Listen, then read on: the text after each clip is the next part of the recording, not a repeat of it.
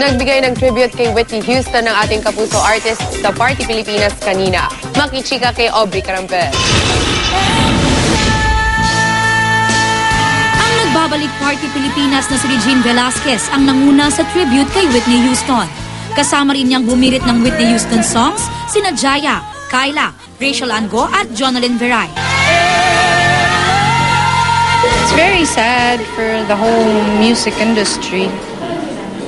Kasi natatandaan ko when she came out, nauso talaga yung sound niya. And thank you to Whitney Houston.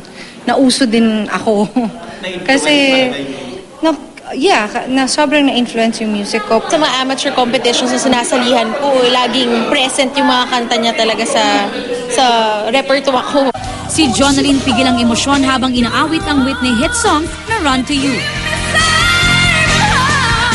Ito ang kanyang kinanta ng manalo noon sa GMA Singing Competition na Pinoy Pop Superstar. Hindi ko talaga napigilan. Kusa siyang lumalabas, yung parang iyak, pero ang hirap niya pigilan. Ang hirap tuloy kumanta. Ang international singing sensation na si Charisse, nagpahayag din ng kanyang kalungkutan sa pagpanaw ni Whitney na isa raw sa kanyang mga idolo. 3 years ago, nagkita raw sila ni Whitney at binati siya nito.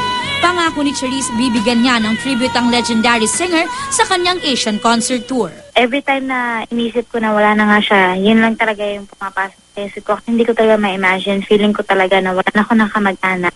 Aubrey Carampel, updated to Showbiz Happenings.